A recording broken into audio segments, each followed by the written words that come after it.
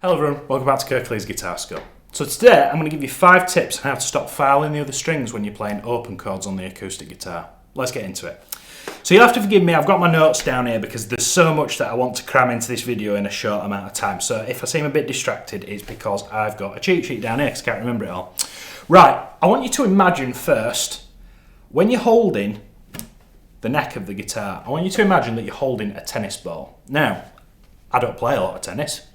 I like oranges, and that's kind of the same thing. It's not as big, but still I hope this illustrates my point. If you're holding a tennis ball or an orange, or any spherical fruit, I want you to hold it with the tips of your fingers like so, and your thumb. Let me go to my B cam. Can you see? I'm not holding it like this. I'm holding it between the tips of all my digits. Okay? Thumb's flat against it, tips like so. So let's take this. Remove it. That's what my hand looks like without it. I'm now going to take that and put the neck in between it. Now my thumb should be on the back of the neck, like so, and then the tips of my fingers for playing a chord. Okay? Now that feeds into my second point, which is the fretting position.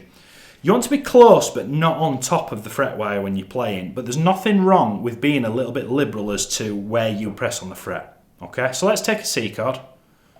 Now that's a 3 fret span, is that, and most beginners that I teach struggle with that C chord. It might not be as immediately obvious to you, but you can sort of squeeze that first finger in a little bit and squeeze that ring finger in a little bit, as long as you aren't touching the fret wire. Because if you're touching the fret wire, you get this horrible noise, okay? So don't be afraid to kind of move these around a little bit because the frets are the cut-off points. You just need to press somewhere within that, okay? And also, a little bonus tip for you. If you're playing notes on the first fret, you want to get as far away from the nut as possible because it's really easy to get a dead note there. Bring it across. Instead of thinking 50-50, think sort of 75-25. You're sort of 3/4 of the way across. And you'll get a lot nicer note.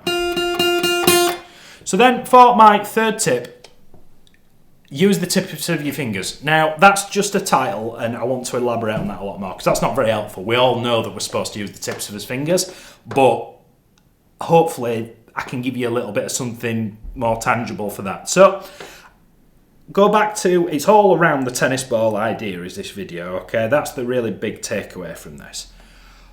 Use the tips of your fingers, but I want you to curl the first knuckle of your fingers, okay? A lot of guitarists try and overcompensate with the wrist so that they can keep these fingers straight, and actually it's all the joints in your hand have a part to play in this, okay?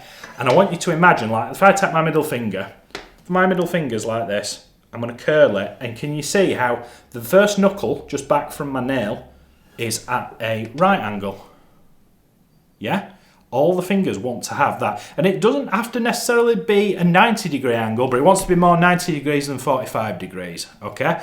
And what that's going to do is it's going to give you a little bit more leverage for being on top of the frets. Now, if I try and hold my fingers flat, this is where we start touching other strings, okay?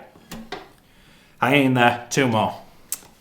The next tip is posture, okay? Now, that sounds like a really old-fashioned thing to say, but it's true because it works. If you're playing guitar like this, no wonder you're so tense and you can't do anything because you're so wound up. Straighten your back, drop your shoulders, particularly in your fretting hand, okay?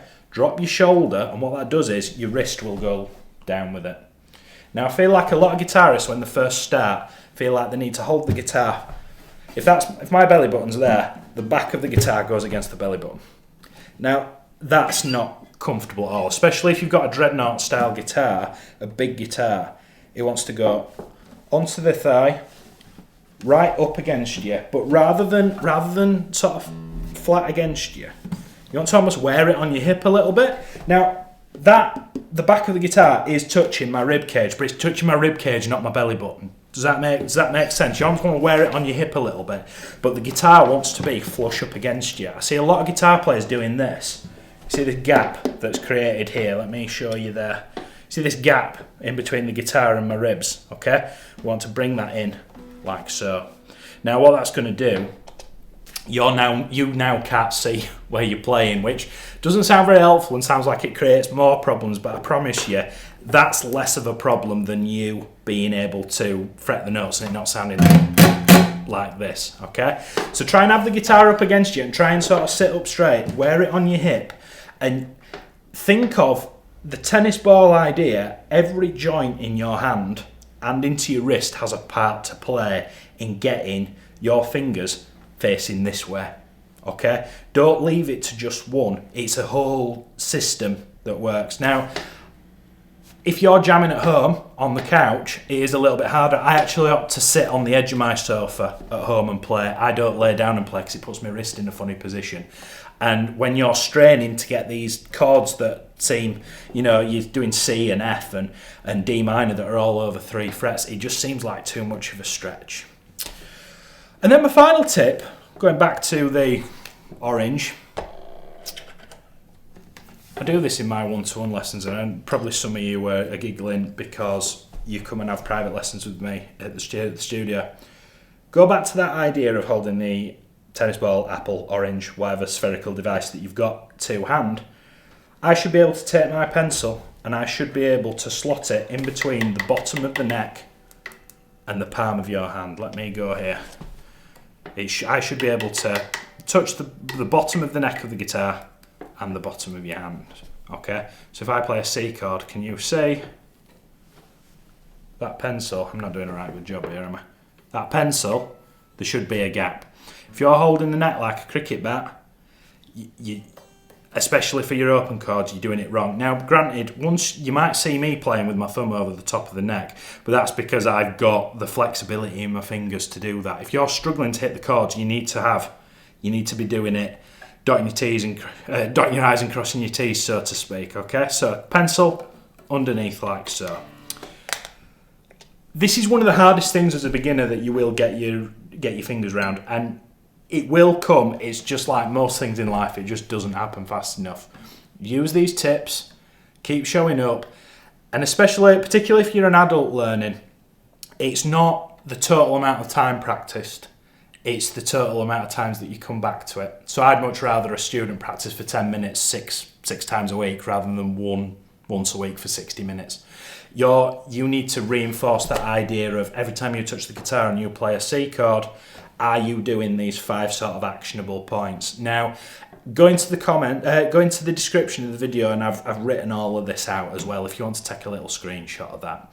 If you found it useful and found this has helped you, please let me know in the comments, like the video, subscribe. I will see you next week for another acoustic guitar lesson. Thank you so much.